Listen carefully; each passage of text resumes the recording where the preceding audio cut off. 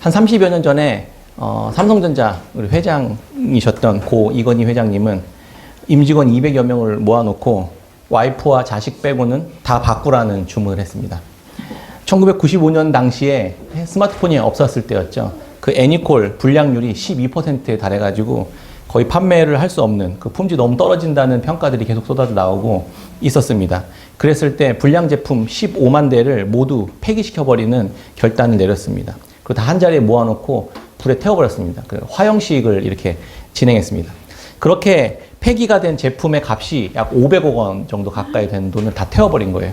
그 이건희 회장이 그래도 이런 게 있었죠. 그래서 삼성전자 임직원들은 그 앞에서 정말 통곡하고 울기도 하고 이랬었다고 합니다. 그러면서 절치부심하고 개혁을 단행한 것이죠. 이후에 삼성 애니콜은 경쟁사였던 노키아와 모토로라를 다 제치고 국내 점유율 52%를 달성했습니다. 그리고 불량률은 2%로 줄어들었다고 합니다.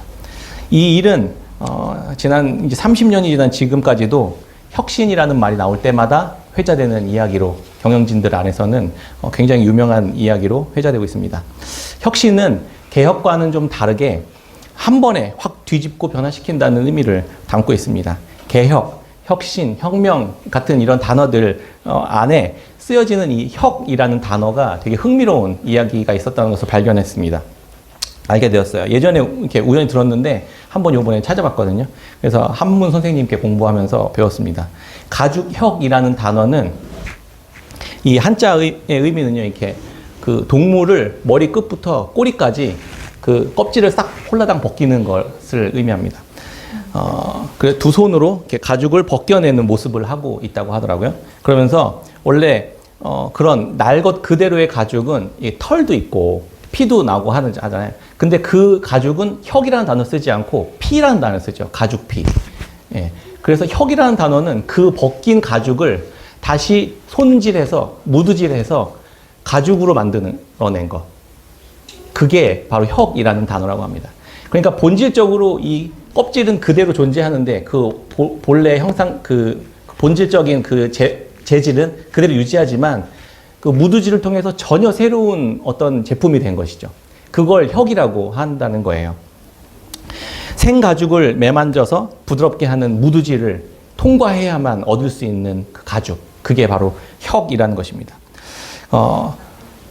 새로운 그 혁신에서 신자도 마찬가지라고 하더라고요. 신자도 그 나무 목자에 그 침자가 있는데 그게 도끼를 가지고 나무를 이렇게 재단해서 이렇게 이쑤시개나 다른 제품의 모양들로 만드는 거죠. 그러니까 나무에 원래 있었던 모양과 전혀 다른데 나무의 재질은 가지고 있으면서 다른 제품이 된, 이게 신자의 이야기라는 것이죠. 그러니까 혁신이 이제 그런 의미를 갖고 있습니다. 혁명, 뭐 혁신, 그다음에 뭐 개혁 이렇게 하는 그런 일들이, 그런 단어들이 다 이 혁이라는 단어를 가지고 있다고 합니다. 그래서 예전 것을 상상하지 못할 만큼, 알아보지 못할 만큼 완전히 바꾸어서 새로운 것을 만드는 것을 의미합니다. 그래서 개혁이란 단어도 마찬가지입니다. 고칠 개자와 가죽 혁자를 써서 그 가죽을 고치는 것이죠. 바꿔가는 것이죠. 그래서 가죽까지도 고쳐서 완전히 바꾸는 것을 개혁이라고 한다고 합니다. 그래서 뭐 아까도 얘기했지만 가죽을 벗긴다는 것은 살아있는 동물을 잡아야만 얻을 수 있는 것이잖아요. 그러니까 개혁은 죽음을 불사해서라도 얻어내는 것을 뜻하기도 하고, 그렇게 얻은 가죽을 바꾸어서 오래되고 낙후된 제도나 질서나 체제나 방법을 바꾸어서 새로운 질서를 만들고 합리적인 합법적인 절차를 통해서 바꿔가는 것을 이제 개혁이라고 이야기한다고 하더라고요. 저는 이렇게 막 일상 속에서도 우리 많이 이야기 들잖아요. 정치 개혁, 뭐 요즘에 연금 개혁 이런 이야기 많이 하죠. 화폐 개혁, 공무원 연금 개혁, 이런 국민 연금 개혁 이런 이야기들을 많이 하고 있습니다. 이런 의미에서 개혁이라는 단어는 옛 질서와 옛 기준과 옛 방식을 버리고 새로운 질서와 기준과 방식을 새롭게 도입하는, 근데 본질은 변하지 않는 것이죠. 개혁이란 단어에도 분명히 이런 의미가 들어있었던 것입니다. 그런 의미에서 혁신이나 개혁은 또 생각해보면 파괴라는 것을 전제합니다. 전에 있었던 것들을 버려야 되잖아요. 전에 있었던 것들을 폐기시켜야지만 얻을 수 있는 것입니다. 그러니까 무언가 새로운 것은 과거의 질서와 체제와 습관과 이런 것들을 모두 걷어내는 그런 과정들을 필요로 한다는 것을 우리는 알 수 있습니다. 레코드판이 이렇게 한창 그 레코드판을 통해서 음악을 듣던 시절에 그 이후에 음악이 발전되면서 그 카세트 테이프가 나왔잖아요. 휴대하기 좋고 또 음질도 뚜렷해진. 그리고 그러면서 레코드판은 이제 사양길로 가게 된 것이죠. 그러니까 테이프는 사라지면서 이제 CD라는 것이 나오게 됐고 이제 MP3로 나오게 되는 이런 과정들을 계속해서 이렇게 지나오면서 이제 개혁이라는 말들이, 이제 혁신이라는 말들이 이런 데 이제 사용하기 시작됐던 것입니다. 세상은 더 좋으면서도 새로운 것들을 계속해서 만들어냈습니다. 마차에서 기차로, 그리고 자동차로 이렇게 이제 발전되어 왔었던 것이죠. 개혁에는 이렇게 늘 창조적인 파괴들이 늘 동반되었습니다. 그래서 마차가 그때 당시 대중교통 수단이었던 시절에는 마차를 거느리고 있었던 그 기업가나 사업가들은 한순간에 쫄딱 망했죠. 디지털 카메라가 나오기 전에 그 필름 카메라를 만들던 회사가 사라져버렸잖아요. 이렇게 창조적인 파괴들이 동반되어야만 얻어낼 수 있는 다음에 무언가의 개혁적인 일들이 일어날 수 있다는 거예요. 그런데 여전히 이동수단인 자동차는 여전히 존재하고 있고 여전히 사진을 찍는 그 카메라는 여전히 존재하고 있는 것처럼 말입니다. 종교개혁에도 비슷한 원리들이 들어있습니다. 이런 모습의 종교개혁을 궁극적으로 이뤄내신 분이 바로 예수 그리스도이십니다. 어떻게 예수님께서 이 세상의 질서와 시스템 안에 들어오셔서 전혀 새로운 질서와 시스템들을 만들어내셨는지를 생각해 볼 수 있는 시간이 되었으면 좋겠습니다. 올해는 종교개혁 506주년이 되는 해입니다. 오늘 우리가 이렇게 교회에서 예배를 드리고 이렇게 찬양하고 기도할 수 있는 이런 형식들이 어디서 나왔을까요? 갑자기 하늘에서 뚝 떨어졌을까요? 분명히 무언가 전에 무언가 있었던 것이죠. 개혁되어서 오늘날 우리의 모습들이 있는 것입니다. 시간이 지나면서 또 창조적인 파괴들을 동반하면서 여기까지 이르게 되었던 것입니다. 이 모든 과정 속에서 하나님께서 역사하셨던 것이죠. 종교개혁은 지금부터 한 506년 전에 종교개혁자들에 의해서 중세 교회의 부패와 타락이 너무 극에 달했을 때 종교개혁자들로 인해서 그 개혁된 이 교회가 개혁되어져 나왔던 것입니다. 뭔가 잘못되었던 부분들, 뭔가 왜곡되었던 부분들을 고쳐야만 하고 이걸 바꿔야만 한다고, 이 가죽을 바꿔내야만 한다고 주장했었던 것이죠. 그래서 예수님께서 제자들과 함께 약 1500년 전에, 그러니까 종교개혁은 500년 전이고 예수님이 계셨던 건 1500년 전이죠. 그보다 더 전에. 그때 시작된 교회가 1500년 동안 중세교회라는 형식을 만들어냈습니다. 그런데 그 형식이 예수님께서 가르치셨던 방식과 모양과 방법과 질서가 달랐기 때문에 종교개혁자들은 다시 개혁되어야만 한다라고 외쳤던 것이죠. 그 중에 루터라는 사람이 로마의 카톨릭 그 교회의 면죄부 남발에 대해서 반발하면서 95개조 반박문을 비텐베르크 성당에 붙이면서 이 종교개혁이 시작되었다고 알려져 있습니다. 이 계기로 종교개혁이 불이 유럽 전역으로 퍼지고 전 세계로 확장되었습니다. 똑같은 성경을 가지고 해석하고 적용하면서 법을 만들어 왔는데 전혀 다른 모양이 된 것이죠. 어느 순간 한계에 이르렀고 더 이상 용납할 수 없는 지경까지 이르게 되었을 때 이런 일들이 이제 터지게 된 것입니다. 다시 그럼 되돌아가기 위해서는 어디로 되돌아가야 되는지에 대한 기준이 필요한 것이죠. 그때 종교개혁자들이 외쳤던 것이 오직 5가지의 오직이라고 알려져 있는 5대 솔라를 발표했습니다. 그래서 5가지 변하지 않는 기준들이 있다. 우리에게는 오직 성경, 오직 믿음, 오직 은혜, 오직 예수 그리스도, 그리고 오직 하나님께 영광이라는 이 5가지 솔라를 우리에게 알려주면서 이 5가지 외에는 다 새롭게 개혁되어야만 된다라고 주장하기 시작했던 것입니다. 그렇게 우리는 여기까지 오게 되었습니다. 변하지 말아야 할 교회의 기둥과 같은 것들이죠. 예를 들면 이렇습니다. 우리에게 아무리 좋은 것들이 있다 하더라도 점점 우리 인간은 죄로 인해서 타락시켜버릴 수밖에 없는 존재들이잖아요. 예를 들면 새벽 기도 같은 것도 새벽 기도를 한 30년 동안 한 번도 빠지지 않은 분이 계셨습니다. 예를 들면요. 그분이 어느 순간 어느 날 새벽 기도를 가면서 오늘 목사님은 새벽 기도도 안 하시고 저 권사님 저 장로님은 왜 새벽 기도도 안 하시면서 무슨 신앙생활 하겠다고 그렇게 하나라는 마음이 들어오는 순간 30년 동안 했던 그 신앙, 그 새벽 기도가 자신을 파괴시켜 간다는 것을 알게 되시겠죠.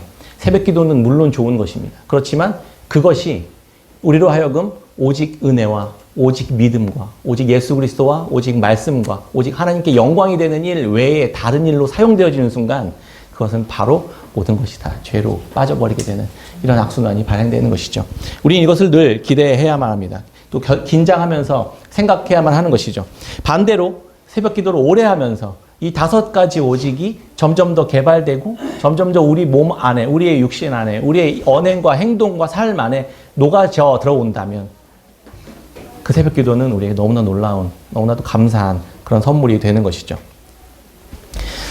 종교개혁은 교회가 예수 그리스도와 믿음, 은혜, 성경, 하나님께 영광이라는 생명의 본질을 그대로 가진 채 무두질을 해서 전혀 새로운 교회의 가죽의 모습을 가지게 된 그러한 모습을 우리가 그런 과정들을 거쳤다는 것을 우리가 알 수 있습니다. 오늘날 우리의 교회는 그렇게 변화되면서 여기까지 오게 된 것입니다. 종교개혁 이전에 부패하고 타락하고 개혁이 필요했었던 이 중세교회의 모습으로 다시 되돌아가지는 않았는지 우리는 좀 돌아봐야만 할 것입니다.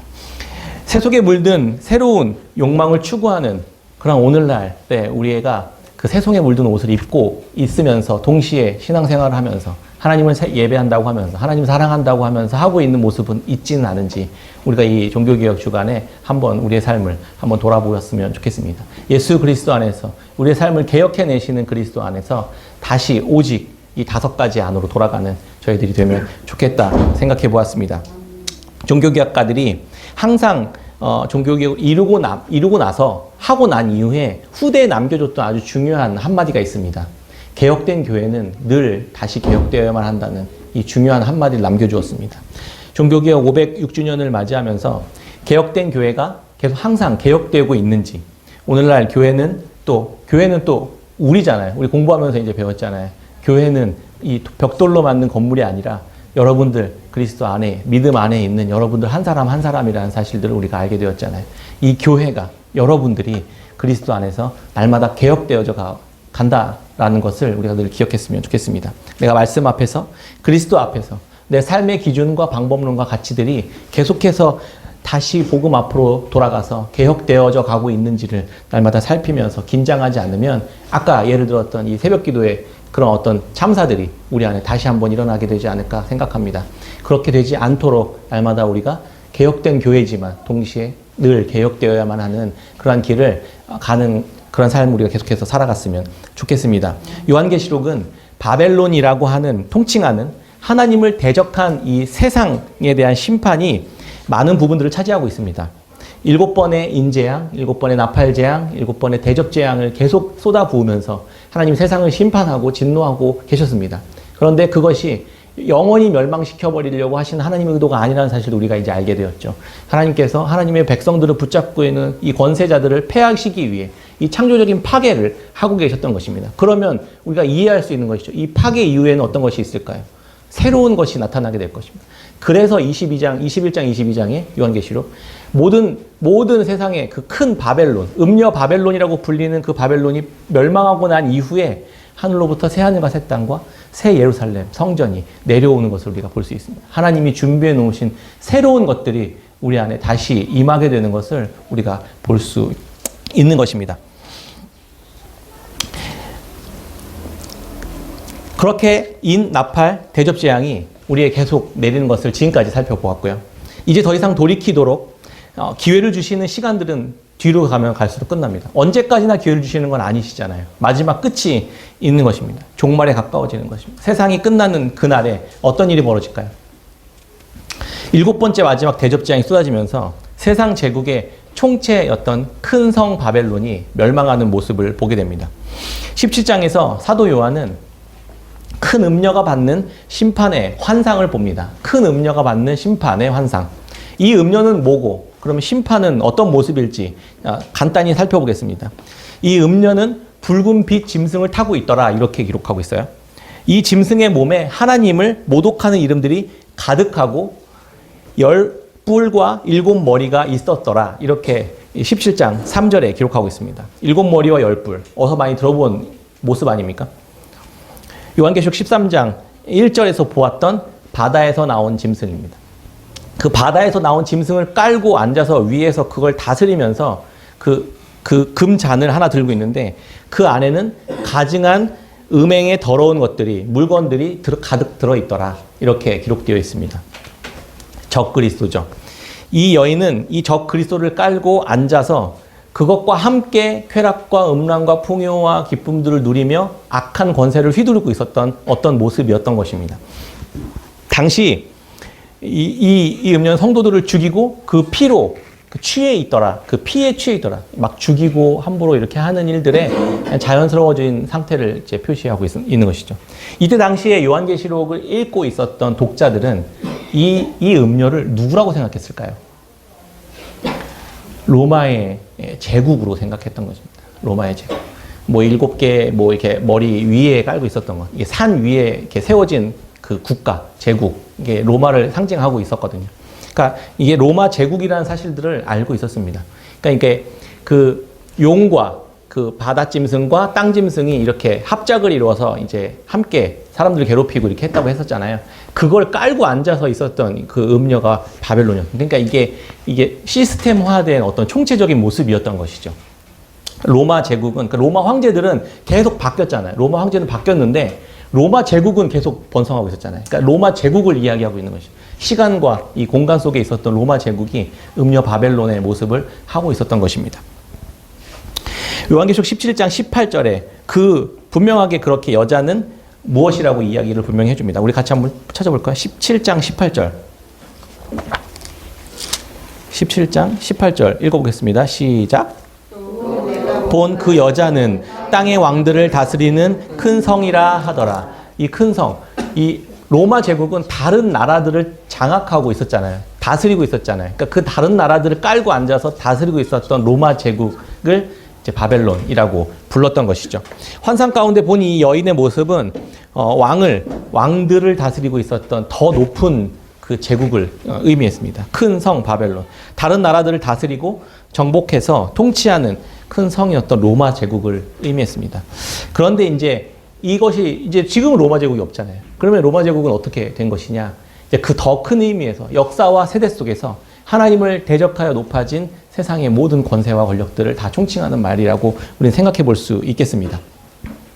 세상의 권세자들과 나라를 다스리는 그 큰 성은 음녀가 다스리고 통치하는 그런 시스템을 갖춘 도시 국가를 떠올려 볼 수 있게 되는 것이죠. 그래서 다른 국가와 상인들과 이 기업들은 그 로마 제국에 뭔가 물건을 갖다 대면서 수입을 얻고 유익을 얻고 같이 그렇게 이제 하나된 한몸된 이 풍요와 번영을 누리고 있었던 사람들까지도 함께 이야기합니다. 그래서 이 견고한 성으로 둘러싸여 있고 온갖 기술과 군사력으로 무장하고 있었습니다. 이 발전된 시스템을 가지고 있었던 것이죠. 그래서 바벨론의 특징은 계속 큰 성 바벨로나 이렇게 이야기하고 있거든요. 세상의 가치는 그래서 큼의 가치를 향해 계속 지향하는 것입니다. 대단한 능력과 대단한 과학기술의 발전과 부와 화려한 모습들이 이 큰 성 바벨론이 추구하고 있는 이 세상의 제국의 모습이라는 것을 우리는 알 수 있는 것이죠. 오늘날 돈과 첨단 기술과 이런 것들이 이때 이야기하고 있었던 큰 성 바벨론에 대입해서 우리가 오늘날 요한계시록 읽을 때 생각해 볼 수 있는 것일 수 있겠습니다. 명품을 입으면 대단한 존재가 되는 것 같고, 값비싼 제품을 내가 소유하면 내가 좀 더 큰 사람이 된 것처럼 여겨지는 그 큼의 가치를 쫓아가는 것이 바벨론이 추구하고 하나님의 그 백성들을 미혹하는 그런 모습이라고 할 수 있는 것이죠.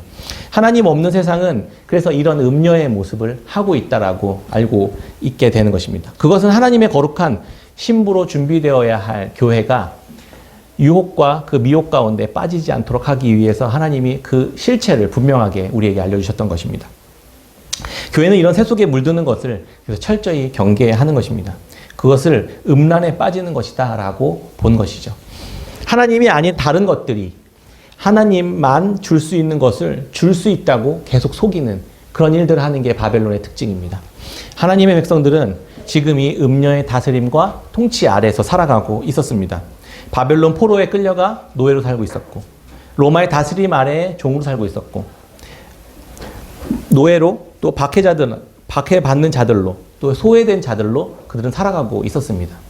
애굽의 종으로 살던 이스라엘 백성들에게, 그 노예로 살고 있었던 이스라엘 백성들에게 하나님께서 말씀하셨던 이야기가 있었습니다. 이제 곧 심판할 것이고 곧 그 애굽이 멸망하게 될 텐데 너희들은 거기서 나와라 이런 말씀을 하시잖아요. 그래서 바로 요한계시록 18장 4절에도 동일한 이야기들을 우리에게 해주고 있는 것을 볼 수 있습니다. 18장 4절 우리 같이 한번 읽어볼까요? 요한계시록 18장 4절입니다. 시작. 또 내가 들으니 하늘로부터 내 백성아 거기서 나와 그의 죄에 참여하지 말고 그가 받을 재앙들을 받지 말라. 아멘. 출애굽 시키는 게 목적입니다. 우리가 세상 속에서 살아가지만 거기에 속해 살아가는 것이 아니라 거기서 나오도록 하시는 게 복음이 우리에게 주시는 능력이고 우리에게 주시는 말씀이라는 것을 우리는 알 수 있습니다. 하나님은 바벨론으로 표현되는 이 세상의 권세와 시스템에 동화되어서 그것을 의지하고 그것과 함께 힘을 합쳐서 그들과 함께 어울려서 함께 이익들을 함께 누리며 하나님 없이도 우리가 할 수 있다고 주장하는 일들을 가운데 참여하지 않는 것이 교회된 자들의 해야 될 삶의 모습이라는 것입니다. 이들은 근데 그 바벨론의 기생에서 그들과 함께 연합해서 유익을 누리던 사람들은 이렇게 심판을 받게 됩니다. 그래서 그들은 바벨론이 멸망할 때 제일 슬퍼했던 자들이 바로 이들이었습니다. 왜냐하면 더 이상 바벨론을 통해서 얻을 유익이 없어져 버렸기 때문이죠. 파괴가 된 것입니다. 그 전에 있었던 것들이 파괴될 때, 그 전에 기생하고 있었던, 그 전과 함께 기생하고 있었던 사람들은 이제 파괴되었던 것입니다. 더 이상 얻을 게 없어진 것이잖아요. 이처럼 세상에 하나님처럼 여기며 살아갔었던 사람들이 마지막 날에 그 세상이 종말을 맞았을 때 그들이 얼마나 슬퍼하게 될지를 우리가 이해해 볼 수 있는 것이죠. 요한계시록 18장 15절입니다. 바벨론으로 말미암아 치부한 이 상품의 상인들이 그의 고통을 무서워하여 멀리 서서 울고 애통하여 이르되 화이토다 화이토다 큰 성이여 세마포 옷과 자주옷과 붉은 옷을 입고 금과 보석과 진주로 꾸민 것인데 그러한 부가 한 시간에 망하였도다. 한순간에 세상은 그렇게 하나님을 대적한 세상은 심판과 진노 가운데 사라지게 될 것이라는 것을 우리에게 알게 하시면서 경고하시는 것이죠. 그러면서 바벨론이 무너지고 기존의 질서들이 파괴됩니다. 악과 불의와 그 사탄이 권세와 그 나라들은 다 파괴된 것입니다. 내가 의지했던 것들이 한순간에 한 시간 안에 사라지면서 더 이상 아무런 능력이 없다라는 것들의 실체를 알게 되는 것이죠. 이번 아시안 게임 그 금메달리스트였던 그 리스트께서 남성으로 위장한 사람에게 속아서 결혼을 하려고 했던 일이 있었잖아요. 어떻게 그렇게 사람의 눈이 가릴 수 있었는지, 자신이 사기 혐의로 2년 8개월 형을 받았고 재벌 3세이고 혼외자 자식이라고 그렇게 속이고 경호원 막 1,500만 원씩 주면서 이렇게 빚으로 사기로 계속 그렇게 하고 있었던 그런 일들에 완전히 속아 넘어간 것이죠. 결국 모든 진실이 바깥으로 드러나는 순간, 그 사람이 사기꾼이었다는 사실이 드러나는 순간 그 금메달리스트는 삶은 어떻게 되었을까요? 더 이상 내가 기대했었던 그 모든 것들이 물거품처럼 사라지고 나를 붙잡고 있었던 그 모든 기둥들이 와르르 무너지면서 삶이 주저앉아 버리는 것 아니겠습니까? 한 연예인이 또 유명 연예인이 마약으로 조사를 받지 않겠습니까? 그걸 할 때는 어떤 생각이 들었겠어요? 잘 나가고 있었잖아요. 잘하고 있었잖아요. 그런데 그거 하면 더 괜찮아질 거라고, 그러면 위로가 될 거라고, 힘이 될 거라고 이야기했었던 그 거짓말에 속아서 자신이 지금까지 연기를 하며 쌓아왔었던 모든 명성과 사랑하는 가족들의 신뢰와 팬들의 그런 모든 그런 마음들까지 모두 다 상실해버리는, 다 와르르 무너져버리는 일들을 경험하게 되지 않겠습니까? 세상은, 거짓은 우리로 하여금 그렇게 만든다는 것입니다. 마지막 날에 하나님 앞에 섰을 때 우리가 붙들고 있는 것이 무엇인지에 따라서 우리의 삶이 지금까지 살았던 모든 것이 와르르 무너질 것인지, 아니면 정말 진정한 우리의 기둥 되시며 우리의 진정한 진리가 되신 예수 그리스도 안에 붙어서 그분의 나라에 참여하게 될 것인지는 우리로 하여금 너무나도 중요한 문제라는 것을 우리는 알 수 있습니다. 마지막 심판의 때에 패배한 자들에게는 한없는 절망이고 생명을 잃게 되는 날이 되겠지만 승리한 자에게는 축제의 날이 됩니다. 마지막 날에 하나님의 심판의 잔치와 함께 이루어지는데요. 그때 우리가 이제 그 본문 같이 묵상했을 때 그 잔치상에 올라오는 그 고기 덩어리들이 누군지 아십니까? 그때 바벨론에서 배를 불렸던 그 사람들, 교회를 학대하고 핍박하고 가난한 자들, 소외된 자들을 그들의 자들의 피고름을 빨아서 자기의 배를 불렸던 그 고기 덩어리들을 가지고 마지막 날 심판대 위에서 잔치를 벌이는 모습을 볼 수 있습니다. 그게 심판의 마지막 모습입니다. 그런데 너무 놀라운 것은 예수 그리스도께서 마지막 7번째 그 재앙이, 대접 재앙이 끝났음에도 불구하고 그들로 하여금 모든 사람들을 다 그렇게 그 잔치상 위에 올리는 고기를 올리지 않으셨다는 것을 볼 수 있습니다. 이때 우리로 하여금 마지막 날에 그 하나님을 대적한 자들을 심판대 위에 올리셔서 그들을 잔치상 위에 올리셔서 고기로 사용하시는 것이 아니라 그렇게 진노와 심판을 받아야 할 그 자리에 예수 그리스도를 올리시고 예수 그리스도의 살과 피로 그들에게 다시 한번 마지막 기회를 또 주시는 모습을 우리로 하여금 알 수 있는 것입니다. 아직 심판의 날이 오지 않았을 때, 마지막 그날이 오기 직전까지 주님은 계속해서 또 기회를 주시고 자기의 살을 내어주시기까지, 자기의 생명을 내어주시기까지 기회를 주시고 또 다시 또 기회를 주시는 은혜를 베푸시는 분이시라는 사실들을 우리로 하여금 기억하게 하는 것입니다. 하나님은 애굽의 종살이를 하던 이스라엘 백성들에게 모세를 보내셔서 그들의 애굽의 권세에서 벗어나도록 출애굽하도록 하셨습니다. 그때 이제 곧 10가지 재앙들 내릴 것이다 라고 경고하시고 하나씩 재앙 내려졌잖아요. 그런데도 끝까지 완악하게 굴다가 마지막 최종적인 심판이 내려질 때까지도 완고하게 굴다가 10번째 재앙을 맞고 나서야 이제 돌이키는 일들이, 항복하는 일들이 일어나지 않습니까? 그때 유월절 절기가 생깁니다. 하나님이 우리를 구원하셨다. 하나님이 우리를 그 어린 양의 피를 받으시고 우리를 구원하셨다라는 유월절 절기가 생깁니다. 이게 복음입니다. 모두가 죽었어야만 했는데 그때 10번째 재앙에 이스라엘 백성들도 사실 죽었어야만 했는데 죽지 않았고 10번째 재앙에 애굽의 모든 사람들이 다 죽었어야 되는데 다 죽지 않고 장자들만 죽었잖아요. 일부만 죽었잖아요. 하나님은 또 은혜를 마지막 재앙 속에서도 은혜를 베푸셨다는 것을 알 수 있습니다. 그때 모든 애굽 사람들이 다 죽지 않았습니다. 장자들만 죽었습니다. 그래서 하나님께서는 그들로 하여금, 세상으로 하여금 완전한 심판을 내리지 않고 또 기다리시는 모습을 볼 수 있는 것이죠. 그래서 이스라엘 백성들 입장에서는 축제의 날이었고 애굽의 입장에서는 심판의 날이었잖아요. 그때 이스라엘 백성들은 그 어린 양을 잡아서 고기를 먹고 출애굽합니다. 이 절기가 이후에 유대인들에게 계속되는 유월절, 굉장히 큰 유월절 절기로 민족의 독립기념일 같은 날로 이제 기념되었습니다. 그래서 날마다 양을 잡아서 가족들이 모여서 이렇게 먹고 성전에 가서 제사를 지내고 했습니다. 그런데 이런 것들이 또 시간이 지나고 지나면서 그냥 뻔한 제사가 되었던 것이죠. 정말 그들을 죽음과 사망 가운데서 건져내신 하나님의 은혜와 사랑과 그 긍휼의 그 마음, 풍성한 마음들이, 절절한 마음들이 다 사라지고 그냥 뭐 절기니까 이렇게 하는 일들로 일어났었던 거예요. 그때 예수 그리스도께서 오셔서 유월절 절기를 개혁해내시는 것을 볼 수 있습니다. 예수님은 제자들을 다 모아놓고 이렇게 말씀하셨습니다. 내 피와 내 살을 먹으라. 다른 유대인들은 다 성전으로 가서 양을 잡고 있었습니다. 양을 잡는, 왜 우리는 지금 뭐 하고 있는 거예요? 제자들이 깜짝 놀라서 물었습니다. 예수님의 살과 피를 먹으라고요? 너무나 놀라운 것이죠. 너무나 새로운 것이죠. 그런데 그 정신은 보존되었던 것입니다.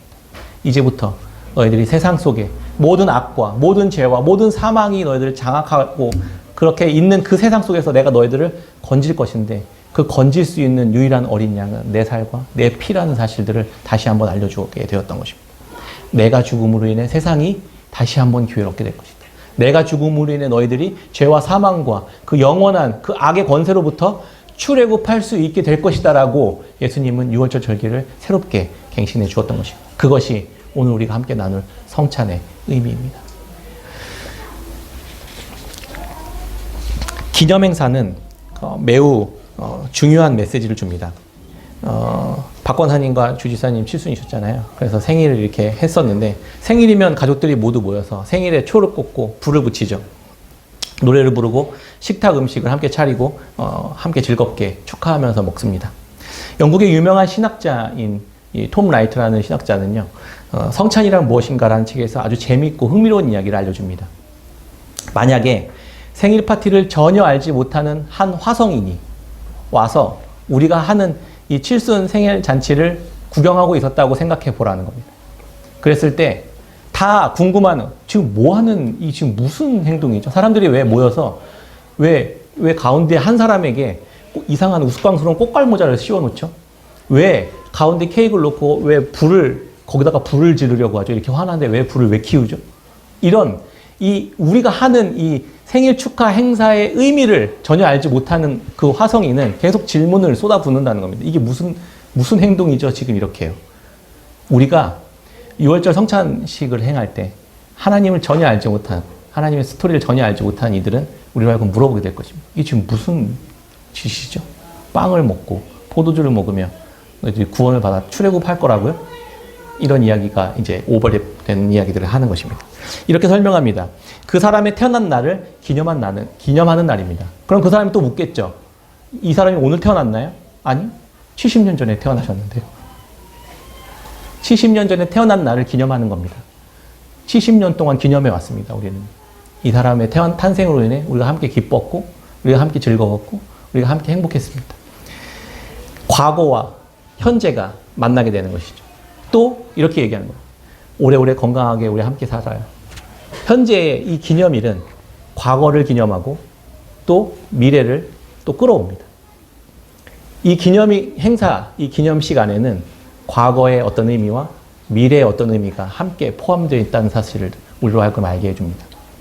이 성찬식은요, 과거의 예수 그리스도께서 더 과거에 있었던 6월절 어린 양이 되셔서 그들을 세상의 바벨론으로부터 건져내시고 그들 다시 한번 죄와 사망 가운데 들어가지 않도록 영원히 행하신 십자가의 사건을 기념합니다. 그리고 이 행사는 앞으로 종말의 때에, 마지막 때에 주님께서 다시 오시는 그날에 우리가 영원한 심판 가운데 가는 것이 아니라 새 하늘과 새 땅과 새 예루살렘 성전이 되어가는 일이 될 것이라고 우리로 하여금 오늘 성찬식을 통해 말씀해주고 있는 것입니다. 그렇게 예수님께서는 종교를 개혁해내셨습니다. 종교가 아니라 진리로 우리로 하여금 알게 해주셨던 것입니다. 오늘 함께 말씀을 맺겠습니다.